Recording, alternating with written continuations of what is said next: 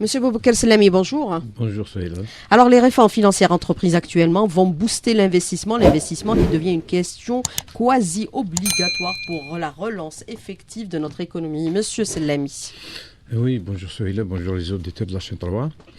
Donc c'est vrai, si l'opération de lancement de l'investissement a commencé déjà, ça fait quelques mois, et on parle toujours de la réforme des financières. Donc je crois que c'est une nécessité. On ne peut pas relancer l'économie sans une réforme financière profonde qui touche tous les axes de la finance en Algérie. Donc je crois que c'est très important. Le lancement de l'économie nationale en général et l'investissement nécessitent par obligation une réforme financière très, très profonde et importante. Alors, une réforme qui passe indéniablement par la modernisation, la numérisation et la digitalisation. Oui. D'ailleurs, le président de la République insiste chaque fois sur ce point. Je crois qu'il y a un retard très important. Il y a même un retard depuis le lancement de l'opération. Dans certains secteurs de l'économie et de la finance, la numérisation a commencé, ça fait très longtemps. Malheureusement, on n'a pas réalisé grand-chose. Donc, le président de la République a insisté, il a donné des délais. Dernièrement, le délai, c'est de 6 mois pour certains secteurs. Donc, c'est une nécessité. C'est une obligation, la numérisation et la digitalisation. On ne peut pas avoir une structure économique et financière sans la numérisation du secteur. On a accusé du retard, même beaucoup de retard. Le président de la République, on venait de le signaler à l'instant, M. Selami l'a répété à plusieurs reprises. Cette interconnexion entre les différents segments de la finance est nécessaire impérativement pour consacrer bien sûr un nouveau modèle de gouvernance. Oui, bien sûr. Efficacité, efficience. Oui, il y a la numérisation verticale et horizontale. Donc chaque secteur doit être numérisé. C'est la numérisation verticale. Donc ça, c'est la première étape. On ne peut pas passer à la numérisation horizontale entre les secteurs ou entre les segments de la finance sans la numérisation verticale. Pour le moment, on n'est pas au même niveau. Si on parle de la douane, les impôts, les banques, donc on n'est pas au même niveau de numérisation pour passer à la numérisation horizontale. Donc je crois qu'il faut faire le maximum dans un délai record pour relancer avant la fin de l'année. Au moins, on commence à voir les résultats de cette opération. Alors, le temps, c'est de l'argent. Comment susciter l'attractivité des investissements, qu'ils soient nationaux ou étrangers, par rapport, bien sûr, à tout ce qui est entrepris actuellement dans le domaine de la finance, que ce soit au niveau des impôts, que ce soit au niveau, bien sûr, des douanes, que ce soit au niveau également des domaines ou au niveau également bien sûr, le secteur des impôts. Monsieur Selami. Oui, bien sûr, parce que l'important, c'est sur deux terrains différents. Premièrement, c'est l'intérêt de l'économie nationale. Deuxièmement, c'est le rétablissement de la confiance des investisseurs. On ne peut pas parler d'investissement et d'investisseurs sans préparer le terrain pour rétablir cette confiance. L'investisseur, jusqu'à ce jour, il y avait, on peut dire que c'est le début, mais il y a une réticence sur l'investissement en Algérie. Ça fait quelques années, il y a même une absence totale d'investissement en Algérie, surtout étrangers, et même nationaux. Donc je crois qu'il faut rétablir cette confiance à travers des réformes sur tous les segments de la finance. Ça, comme je l'ai dit tout à l'heure, c'est une nécessité. On n'a pas le choix. De la fiscalité, par exemple. Oui, la fiscalité, surtout la fiscalité ordinaire. La fiscalité ordinaire, pour le moment, c'est un problème. Même le Premier ministre parle de ça. On n'est pas encore au niveau où la fiscalité ordinaire peut couvrir au moins les dépenses de fonctionnement. Ça, c'est très important. Donc, il y a beaucoup de choses à faire. Oui, ça, c'est très important. Il faut aller vite sur la réforme fiscale. Il faut élargir réduire l'assiette fiscale, il faut des allègements fiscaux, bien sûr, il faut des formations, il faut surtout les moyens. Parce qu'il y a de la volonté au niveau de l'administration fiscale, au niveau, parce que je suis vraiment bien placé pour le savoir, il y a une volonté de la part de l'administration fiscale. Malheureusement, je crois que les moyens mis à la disposition de l'administration fiscale, je crois qu'ils ne sont pas à la hauteur de cette réforme et ses objectifs. Et bien sûr, les moyens vont être mis en place puisque la directrice des impôts que nous avions reçue il y a quelques temps l'avait affirmé avec un recrutement qui va permettre bien sûr d'accélérer ce processus un peu de modernisation de notre système fiscal. Mais pour le système fiscal, il faut procéder aussi par priorité, il faut assainir l'assiette fiscale. Il faut assainir l'assiette fiscale, il faut avoir... J'ai parlé des moyens, mais pas uniquement le personnel. Il y a les moyens humains, les moyens financiers, les moyens matériels, en formation, la sécurité des agents de l'administration fiscale, mais il faut les moyens parce que actuellement le marché parallèle a pris de l'ampleur. On ne peut pas parler d'investissement dans un climat où le marché parallèle dépasse toutes les mesures. Donc, le marché parallèle, c'est un véritable mot aujourd'hui. Oui, c'est un véritable mot. Donc, moi, personnellement, si j'étais un investisseur, je ne peux pas investir dans un climat pareil. Donc, il y a des mesures qui sont prises déjà et qui sont lancées. Mais je crois qu'il faut faire vite. Parce qu'actuellement, le ministère du Commerce travaille de son côté, l'administration fiscale aussi. Mais l'administration fiscale ne peut pas intervenir seule. Il y a des pertes fiscales très importantes. Actuellement, on est à 2400, 2500, 2800 milliards de fiscalité ordinaire. Je crois qu'on perd déjà le même montant sur le marché parallèle. Le marché parallèle, c'est l'absence totale de la fiscalité. C'est des activités non touchées par la fiscalité. Donc, je crois qu'il faut travailler sur ce segment avec des mesures courageuses. Il y a des lois, on doit respecter les lois, on ne peut pas autoriser une partie des opérateurs à travailler hors le paramètre qui est maîtrisé par l'administration fiscale. Donc l'administration fiscale doit maîtriser son paramètre au niveau national sur tous les plans. Pour les activités économiques, pour l'IRG, pour la taxe ou l'impôt sur la fortune, enfin, toutes les activités doivent être incluses dans le périmètre de l'administration fiscale. Mais justement, par rapport à cette question que vous soulevez, l'argent qui circule dans le parallèle, on a des estimations qui ont été communiquées par le président de la République, l'équivalent de 90 milliards de dollars qui circulent hors marché formel. On a mis en place un certain nombre de mécanismes, comme l'inclusion financière qui n'a pas donné des résultats escomptés. Aujourd'hui, on parle d'une inclusion financière nouveau modèle. Comment mettre en place, comment la rendre efficiente et efficace pour résorber cet argent du marché parallèle? Qu'est-ce qu'il faudrait? Est-ce qu'il faudrait une nouvelle vision avec une nouvelle approche? Je crois que l'État a pris beaucoup de décisions.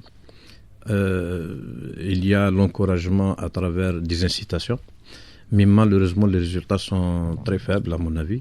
Les gens refusent toujours à aller vers les banques, à aller vers la traçabilité, la transparence. Donc, ils préfèrent rester dans l'ombre.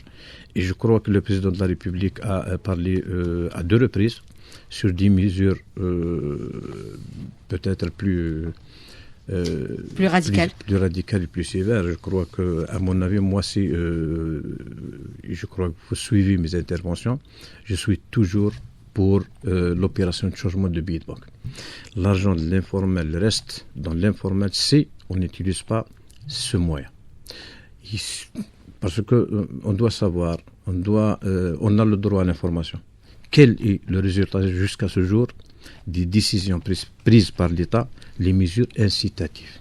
Quels sont les résultats? C'est une question de sécurité nationale. Bien sûr, où est-ce qu'on est par rapport aux 90 milliards de dollars, ou l'équivalent, peut-être un peu plus, peut-être un peu moins, mais où est-ce qu'on est? Est-ce qu'il y a des résultats? Est-ce que les gens commencent à répondre favorablement à cette mesure? Alors vous parlez de l'éventualité d'aller vers le changement de billet de banque, vous y êtes favorable aujourd'hui, mais vous avez d'autres partis qui appellent par contre à mettre en place d'autres dispositions comme aller vers peut-être une amnistie fiscale. Quel est votre commentaire? Est-ce que ça pourrait être aussi une deuxième alternative qui pourrait être utilisée par les pouvoirs publics, Monsieur Sellami, au lieu de recourir bien sûr à des situations extrêmes et qui pourraient être aussi à la fois préjudiciables? Oui, premièrement, la proposition la mesure de changement de billet doit être on ne peut pas changer de billet avant de prendre d'autres dispositions. D'avoir épuisé tous les moyens. Le paiement numérique, la généralisation et la numérisation, le plafonnement du retrait de banque, enfin. Mais pour l'amnistie fiscale, à mon avis, l'amnistie fiscale, c'est de l'injustice. Parce qu'il y a des gens qui payent leurs impôts. Il y a des gens qui fraudent.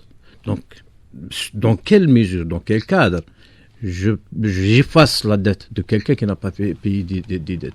Donc, pour l'autre qui a payé ses impôts, ça devient un problème. Pour moi, l'amnistie fiscale, c'est au cas par cas. Il y a des cas, il y a des situations, oui, qui méritent une amnistie fiscale, mais l'amnistie fiscale générale, je pense que c'est de l'injustice et c'est contraire au principe de l'impôt. Parce qu'il y a des principes, il y a...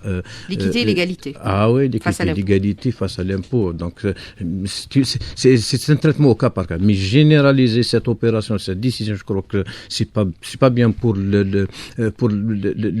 de l'impôt. Alors, par rapport à l'attractivité et l'investissement aujourd'hui, certains disent que nous avons un des systèmes fiscaux les plus attractifs. D'autres disent, en revanche, qu'il est trop compliqué et trop complexe. Quel est votre commentaire, Monsieur Sellami, par rapport à cette question qui se pose encore aujourd'hui, malgré toutes les dispositions qui ont été prises pour alléger et donner une plus grande lisibilité et visibilité aux impôts? Il y a eu des réductions pour l'investissement. Oui, oui. Les deux sont... Enfin, c'est un système attractif et en même temps très compliqué. Si on voit les mesures, on ne trouve pas ailleurs les mêmes mesures fiscales d'allègement qui existent en Algérie, on ne les trouve pas ailleurs. Malheureusement, il n'y a pas un suivi. C'est vrai, on donne des avantages, mais on ne suit pas les investisseurs ou les opérateurs qui bénéficient de ces avantages. Donc, il n'y a pas un suivi permanent parce qu'il n'y a pas la numérisation, parce qu'il y a le marché parallèle, il y a la fraude, il y a l'évasion, il y a le détournement des avantages fiscaux. Donc, tout ça, c'est un volet. Le deuxième volet, c'est très compliqué. Si on voit l'IRG, on a géré un peu plus de, je crois, 11 taux. C'est pas normal. C'est un impôt personnel. Normalement, on ne doit pas assez de taux et de différence de mode d'imposition. C'est vrai, l'administration fiscale a fait un pas très important. C'est le retour au même mode d'imposition qui est le barème comme base, comme règle générale. Après, il y a des exceptions. Mais malheureusement, on a beaucoup d'exceptions. Je crois qu'il faut faciliter et simplifier le mode d'imposition de l'IRG. On parle des autres impôts et taxes. On parle de la TAP. La TAP qui normalement doit disparaître. On parle de l'EBS aussi, qu'il y a quelques complications. Donc, on a un système attractif, mais compliqué. Quoique, il y a des mesures qui ont été prises. Il y a des améliorations. On avance sur ce plan, mais je crois qu'on est un peu là.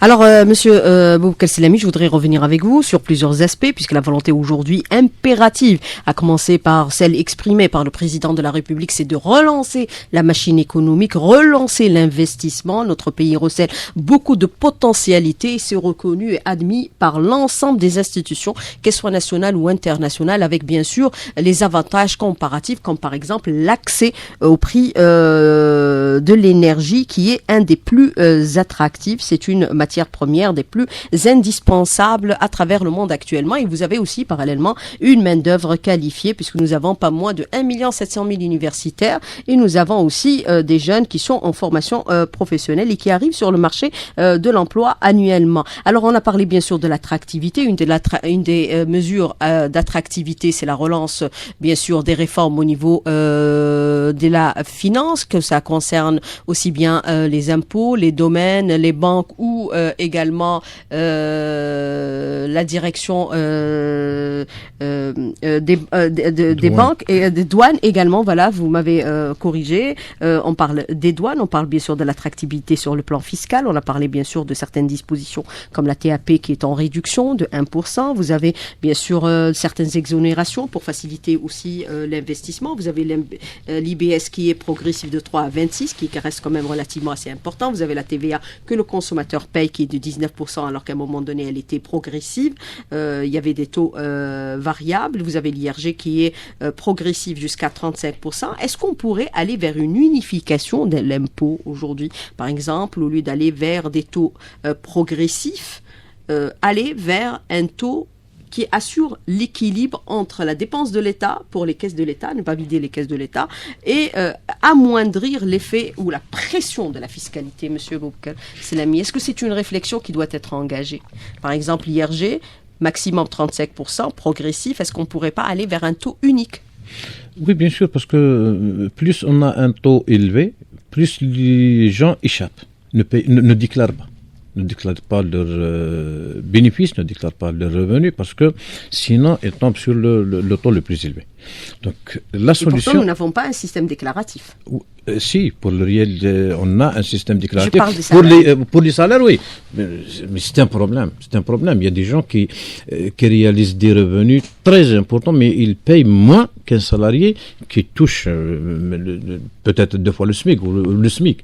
Bon. L'activité forfaitaire, par exemple. L'activité forfaitaire. L'impôt forfaitaire pour certaines activités, pour les pâtisseries et les boulangeries. Non, je crois que le problème, c'est qu'il y a beaucoup d'Algériens, soit des entreprises, soit des individus qui ne payent pas les impôts. Donc, je crois, à mon avis, pour l'IRG, il faut aller de la dépense vers le revenu. Il ne faut pas faire l'inverse. On ne peut pas attendre le citoyen qui déclare son revenu. Comme ça se fait ailleurs. On démarre de la dépense. Moi, je dépense 2 millions de dinars par mois. Et je déclare un revenu de 100 000 dinars. Donc, on commence par ça se passe, par exemple, pour les vérifications de la base, vérification approfondie de la situation fiscale d'ensemble. L'administration fiscale, en cas de contrôle, elle démarre de la dépense pour arriver au revenu. Donc, je crois qu'il faut généraliser. Pour l'IRG, c'est un principe. Pour le barème, moi aussi, je suis pas d'accord. Il y a des exceptions. Pour l'IRG, on doit distinguer entre les cas nécessiteux, des cas qui nécessitent des encouragements, des allègements, mais la règle générale, moi je suis pour le taux unique. Alors, mais vous avez ce dilemme, l'État est face à ce dilemme, comment réduire le poids des impôts et comment à la fois ne pas perdre, c'est-à-dire des revenus ou des recettes de la fiscalité. Qu'est-ce qu'il faudrait? Aujourd'hui, il faut absolument développer d'autres niches d'impôts. Bien sûr, elles existent. Bien sûr, on peut pas l'impôt sur la fortune. On peut pas baisser la fiscalité parce que ça va créer un problème pour le budget, un problème budgétaire. Déséquilibre dans le budget. Déséquilibre. Donc il faut élargir l'assiette. Il faut exploiter les niches fiscales. Quelles sont ces nouvelles niches qu'on pourrait exploiter aujourd'hui, Monsieur Boubacar Selami? L'impôt sur la fortune, par exemple, pourrait être une des niches d'imposition, puisque même ça entre aussi dans l'engagement du président qui avait dans ses 54 mesures promis de l'appliquer. L'impôt sur la fortune, quoique il y a un problème d'évaluation des biens éligibles d'être imposables à cet impôt, parce que c'est un impôt déclaratif aussi. Mais vous allez avoir la numérisation et la digitalisation qui permettront de faciliter cette tâche. Voilà, la numérisation, mais pour la valeur, je crois que on a des moyens et des outils qu'il faut mettre en place. Oui, comment évaluer. C'est le premier point. Deuxièmement, il y a la taxe foncière. C'est une niche très importante qui n'est pas bien maîtrisée par l'administration fiscale. Normalement, tous les biens qui sont situés sur le territoire algérien, à l'exception des biens publics, sont imposables à la taxe foncière. Quel est le résultat actuellement? Quel est le montant recouvré de cette taxe? Il y a le marché parallèle. On revient toujours au marché parallèle. Il y a presque 40% ou 50% des activités et des personnes qui ne payent pas leurs impôts. Donc ça, si on les inclut, on va élargir l'assiette fiscale, on aura beaucoup d'impôts, des montants plus importants. Donc là, on peut alléger les taux et les modes d'imposition. Oui, mais comment s'assurer aujourd'hui que certains ne payent pas leur impôt? Il faut renforcer aujourd'hui le contrôle, puisque vous avez certaines activités commerciales qui sont dans l'informel. Il y a l'application de la loi, il y a des mesures, des mesures monétaires et financières concernant le paiement. Si on resserre le contrat sur les paiements en espèces, les gens seront obligés d'aller vers les banques et aller vers tout ce qui est traçabilité, facture, etc. Donc là, on peut avoir des informations et une assiette et des informations fiscales. Ça, c'est le premier point. Deuxième point, c'est le travail sur terrain, à travers les moyens et un travail de collaboration entre le ministère du Commerce et l'administration fiscale. Enfin, je ne veux pas revenir sur le point du changement des billets, parce que la plupart qui sont dans le marché parallèle, l'argent sont stockés dans des garages, sont dans des hangars, etc. Donc ça, c'est important. Donc il y a plusieurs mesures. Pour la fiscalité, je crois que la solution, c'est l'élargissement de l'assiette fiscale à travers des mesures qui concernent l'IBS, l'IRG, la TVA, surtout l'IRG. Parce que l'IRG, c'est une source très importante pour le budget. Si on prend des mesures qui sont en faveur du citoyen, mais en même temps, on va en faveur du trésor public. On élargit, on contrôle sur le terrain, surtout les dépenses. Les dépenses, il y a des gens qui dépensent des montants très importants, mais qui ne payent pas leurs impôts. Et bien sûr, en ce terme-là, par rapport à l'IRG, plusieurs mesures ont été prises par le président pour amoindrir l'effet de cette imposition sur les bas salaires allant jusqu'à 35 000 dinars. Je voudrais revenir avec vous sur l'aspect, bien sûr, de cette modernisation. On parle de télédéclaration à distance aujourd'hui par rapport à cette numérisation au niveau des impôts. On parle de télépaiement qui se mettra en place prochainement. Ça va susciter un meilleur niveau de recouvrement qui reste relativement assez faible, même s'il a augmenté un petit peu. Oui, bien sûr, le télépaiement, télédéclaration. Il y a deux systèmes actuellement. Le système Djibayatik, qui est un système de numérisation de l'administration fiscale. Il y a en parallèle le système Moussahamatik, c'est une mesure prise par l'administration fiscale en attendant la généralisation de Djibayatik. C'est un autre mode de numérisation. C'est surtout les contribuables qui ne sont pas intégrés dans le système Djibayatik. Donc, ils peuvent déclarer et payer par voie de télédéclaration. Donc ça, c'est une solution, surtout l'allègement, parce que le contribuable, s'il vient chez le receveur et il trouve des difficultés pour payer, ou il va chez le gestionnaire de l'administration fiscale, il trouve des difficultés pour déclarer, donc je crois que il va directement vers l'informel. Enfin, pas directement, je ne parle pas de tout le monde, mais la plupart des gens qui sont dans l'informel, c'est par rapport aux difficultés, par rapport à l'administration fiscale, aux difficultés par rapport aux banques, aux difficultés par rapport aux autres administrations. Donc il faut faciliter, il faut préparer le terrain à l'inclusion financière et fiscale. Mais certains disent aujourd'hui que la faiblesse de l'administration fiscale favorise bien sûr l'évasion fiscale et les fausses déclarations. Quel est votre commentaire? Tout à fait, parce que c'est vrai, l'administration fiscale ou les responsables actuels ont hérité un système fiscal basé sur des avantages fiscaux très importants, le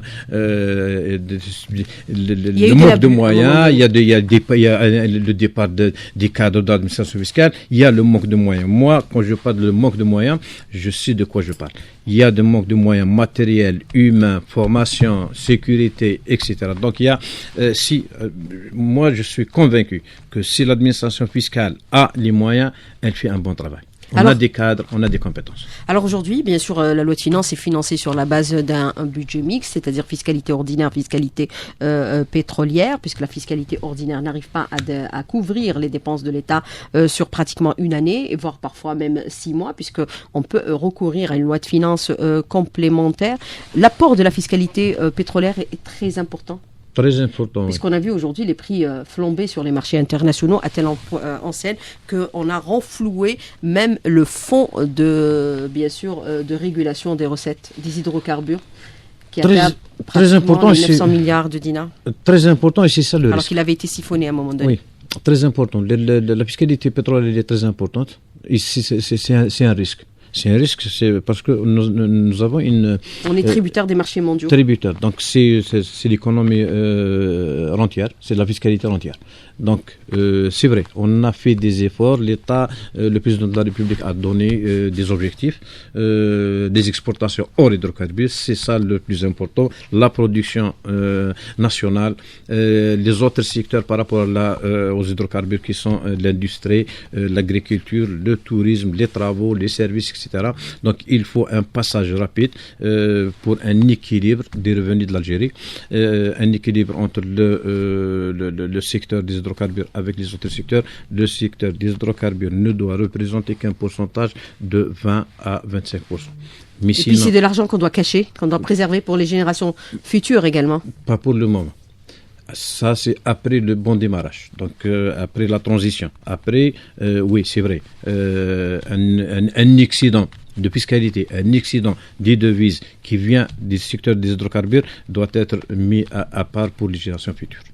Alors, vous avez beaucoup de questions ce matin, Monsieur Boubacar Sellami. Alors, vous avez cette question de l'auditeur qui vous dit comment expliquer une forte augmentation de l'impôt pour les personnes qui louent des biens à usage commercial. Moi, j'ai payé en 2022 l'IRG à un taux de 15%. Cette année, avec la nouvelle procédure, je vais payer un taux équivalent à 42%. Est-ce qu'on est en train de diversifier ou alors on est en train d'accentuer l'impôt sur certaines activités ? Ça dépend de la politique de l'État parce que parfois on prend des décisions pour arriver à un objectif. Si l'État a remarqué ou a constaté qu'il y a une activité très importante, surtout il y a mais augmenter le taux, c'est pas une solution pour moi. Il faut alléger. Il faut faire un travail sur le terrain, il faut un contrôle, parce que c'est le contrôle. Mais sinon, si c'est un objectif budgétaire, je pense que c'est un problème. Les gens, le taux il est important, ils vont faire la location ou la sous-location sans l'acte de location notarié. C'est-à-dire sans déclarer, exactement, et ça va rejoindre un peu les fausses déclarations et le marché informel. Alors, l'élargissement de l'assiette fiscale, est-ce qu'on pourrait envisager dans quelques temps, par rapport à certaines localités qui sont dépourvues de ressources financières locales, d'aller vers progressivement la fiscalisation de certaines activités agricoles et d'élevage, Monsieur Sellami, qui sont exonérées aujourd'hui d'impôts? Oui, je pense que le taux ou le pourcentage ou la part de l'agriculture dans le PIB, elle est très importante. Par contre, en fiscalité... 14,7%. Voilà. Par contre, en fiscalité, elle est presque... à taux zéro. À taux zéro. Donc, je crois qu'il faut trouver une solution et ça a commencé déjà avec l'IRG. Ça fait, je crois, la loi de finances 2022. Le revenu agricole, il est imposable. Et il y aura un suivi sur le terrain. Donc, le revenu, oui, je suis d'accord. Parce que agriculteur ou autre activité, en fin de compte, c'est un revenu. Vous avez réalisé un revenu. Pour développer l'activité de l'agriculture, oui, je donne des encouragements et des allégements pour l'activité, pas pour le revenu. Mais le revenu, c'est par le principe d'égalité. Devant l'impôt, c'est un impôt individuel. Il n'est pas normal que quelqu'un qui a réalisé un revenu, quelle que soit son activité, soit exonéré, alors que d'autres sont imposables avec des taux très élevés. Alors, vous avez cette autre question de l'auditeur qui vous dit aujourd'hui, par exemple, additivement à un marché parallèle complètement défiscalisé, le phénomène de la vente de factures prend de l'ampleur et ce, pour réduire la TVA réservable par les entreprises ainsi que l'IBS qui impacte directement l'IRG sur dividendes. Qu'est-ce qui empêche d'introduire un système de traçabilité sur les factures pour éviter bien sûr les fausses factures telles que les QR codes? Ou autre chose, Monsieur Sellami? Oui, bien sûr, ça fait partie des objectifs de la numérisation et la traçabilité. Donc, actuellement, il y a l'absence de paiement par chèque, il y a l'absence de facture. Il y a le paiement par espèce, oui, le rejet du chèque, il y a le paiement par espèce et il y a le manque de contrôle sur terre. Donc, il y a beaucoup d'éléments qui doivent être révisés, qui doivent être pris en charge. La facture doit être obligatoire. Pour un commerçant, il faut la facture. Actuellement, l'administration fiscale rejette les bons et c'est une bonne chose. Le bon ne doit pas remplacer la facture, soit pour le calcul du bénéfice, soit pour la TVA qu'il y a une fraude importante pour la TVA. Les montants sont très importants. La TVA, c'est un impôt ou c'est des montants qui ne vous appartiennent pas. La TVA, elle transite par le commerçant pour aller au trésor. Donc, c'est le consommateur qui paye c'est la le TVA. consommateur, alors qu'il y a des gens qui fraudent sur la TVA par les factures, les fausses factures. Il y a l'IRG, les billets, c'est l'IRG. Il y a des factures, des fausses factures qui sont déduites pour déterminer le résultat. Donc, je crois qu'il faut prendre ça en charge. Alors, autre question de l'auditeur qui vous dit aujourd'hui, le changement de billet, est-ce une solution radicale à laquelle pourrait recourir l'État dans des situations extrêmes pour résorber un peu le marché de l'informel qui commence à devenir aujourd'hui une véritable menace sur la sécurité nationale. Monsieur Selami, rapidement sur la question. Ah oui, j'ai déjà parlé au début de l'émission, le changement de billet mis sous certaines conditions. On doit préparer toutes les conditions pour le paiement électronique, la numérisation, les agences bancaires partout au niveau national, les équipements de paiement par carte. Donc si on prépare le terrain et les gens ne répondent pas favorablement à l'inclusion financière, qu'on doit aller à cette solution radicale. Alors, qu'est-ce qui bloque le fait qu'on n'arrive pas aujourd'hui à mettre en place un véritable système financier totalement numérisé et moderne, Monsieur Selami? Est-ce qu'on peut quand même continuer à parler de résistance au changement? Est-ce que c'est le cas ou pas le cas? C'est le cas. C'est le cas, c'est de la résistance. C'est de la résistance, soit parce que c'est la mentalité et c'est le résultat de gestion centralisée, gestion sociale des banques comme une institution ou comme une administration, alors que la banque c'est pas une administration. Par exemple, je parle de la banque. La banque c'est pas une administration. C'est vrai, elle a les deux casquettes, le service public et le caractère économique, la réalisation de bénéfices. C'est le même principe pour les domaines, c'est un service public par excellence. C'est le même principe pour les impôts, c'est le même principe pour les douanes. C'est un système qui s'est constitué pendant 50 ou 60 ans. C'est difficile, le changement il est difficile, mais il doit y avoir le changement. On doit arriver au changement, malgré la résistance. Alors, arriver au changement, malgré la résistance, nous avons des potentialités, nous avons d'énormes moyens. Aujourd'hui, nous avons un pays qui n'attend que, bien sûr, d'attirer les investissements, qu'ils soient nationaux ou étrangers. Cette attractivité passe aussi inévitablement par les nouveaux mécanismes mis en place par les banques. Par exemple, on parle de la finance islamique, mais il y a aussi la fiscalité islamique. Oui, ça existe dans plusieurs pays au monde et les résultats sont très importants. La fiscalité islamique, bien sûr. Cela représente quoi? Oui, on parle premièrement de la zakat. Par exemple, il y a beaucoup d'Algériens qui préfèrent payer la zakat et ne pas payer l'impôt. Ils frottent sur l'impôt et ils payent la zakat. Donc pourquoi ne pas créer un système où ça existe par exemple en Malaisie? Si vous avez payé la zakat, vous donnez la quittance de paiement de la zakat. L'Arabie Saoudite, enfin beaucoup de pays. Voilà. Donc vous payez la zakat, ça sera déduit de vos impôts. Ça encourage les gens à payer les deux impôts, la fiscalité islamique et la fiscalité ordinaire. Mais comment la mettre en place aujourd'hui? Un système, c'est très facile. Un système. C'est-à-dire diversifier aujourd'hui le marché de la fiscalité? Bien sûr, comme la finance islamique. La fiscalité, il y a la fiscalité islamique. Donc pourquoi ne pas ouvrir cette porte aux gens qui veulent payer leurs impôts à travers ce mode de paiement? Alors, vous avez autre question par rapport à ce marché informel qui prend de l'ampleur. Est-ce que nous avons les moyens de récupérer, par exemple, et de savoir qui a fraudé sur le plan fiscal? Monsieur Selami, est-ce que nous avons les dossiers? Nous avons de la traçabilité? Est-ce que nous avons de la visibilité? La fraude, c'est un acte humain. Parfois, il y a parce que l'administration fiscale a des structures. Il y a une direction centrale de contrôle fiscal. C'est à travers le contrôle fiscal sur terrain, bien sûr, à travers le contrôle de comptabilité et à travers des interventions sur terrain, on peut, bien sûr, à travers des informations qui sont communiquées. Il n'y a pas de prescription pour la fraude fiscale. Pour la fraude, si, mais elle est plus longue. C'est pas comme la prescription ordinaire. C'est 6 ans. Oui, c'est 6 ans. Par contre, le taqadum, comme vous l'avez dit, c'est 4 ans. Mais pour les cas de fraude, sauf on ajoute... s'il y a décès aussi. Oui. Donc il y a extinction des poursuites. Oui.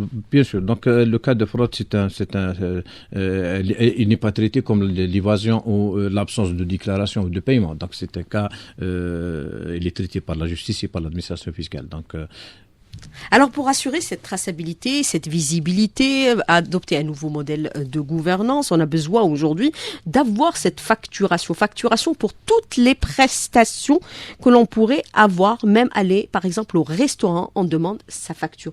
C'est important aujourd'hui que cela soit institué à tous les niveaux, généralisé à tous les domaines d'activité, exiger aussi parallèlement son ticket de caisse qui permet aussi d'assurer cette comptabilité puisqu'on est dans un modèle de révision de la comptabilité analytique de l'État. Oui, bien sûr.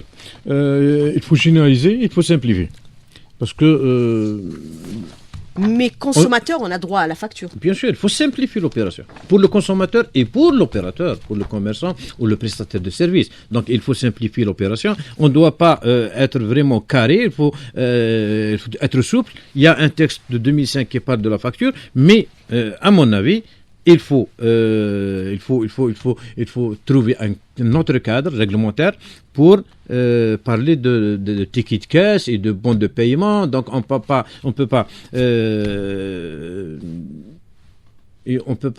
exiger la facture comme la forme qui est dans le décret à tous les opérateurs. C'est pas normal.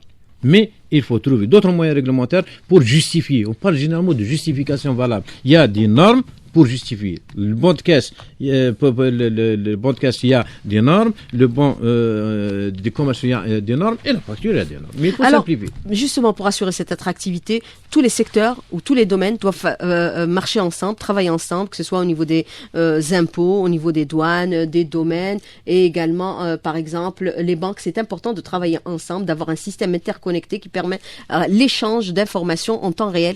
Rapidement sur la question. Très important. C'est la numérisation et l'échange d'informations en horizontal. L'administration fiscale a besoin d'informations. Enfin, c'est la première administration qui a besoin plus d'informations par rapport aux autres. Parce qu'elle impose sur les informations parvenues de cette institution. Et vous avez une niche, bien sûr, de blanchiment d'argent. La valeur refuge, c'est l'immobilier, donc travailler avec les domaines. Alors, autre question de l'auditeur, la dernière, comment rendre le système financier plus puissant et plus crédible aussi aux yeux des investisseurs? Premièrement, il faut au moins copier ce qui existe ailleurs. Bien sûr, c'est très simple. Pourquoi on est renfermé? Il y a plusieurs modèles. Le modèle turc, par exemple, indonésien. Allez voir sur les agences bancaires. Je parle surtout des secteurs publics. Les privés, bon, peut-être il n'y a pas beaucoup de banques algériennes privées, il y a des banques étrangères, mais allez voir sur les agences des banques nationales. On devrait avoir les banques algériennes. Bien sûr.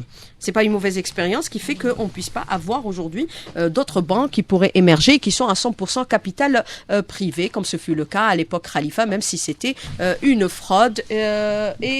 On sort toujours, on essaye de s'en sortir toujours. C'est pas une mauvaise expérience qui fait qu'on ne peut pas le faire. Vous êtes d'accord avec moi? D'accord, mais il faut être prudent concernant le capital étranger. Il faut être très prudent. L'argent sale et l'argent... Il faut être prudent sur tous les plans, à tous les niveaux. Oui, surtout ça. Monsieur Boubacar Selami, merci d'avoir répondu à nos questions et d'avoir été en direct avec nous ce matin dans le studio. Merci beaucoup, bonne journée. Merci beaucoup, à demain.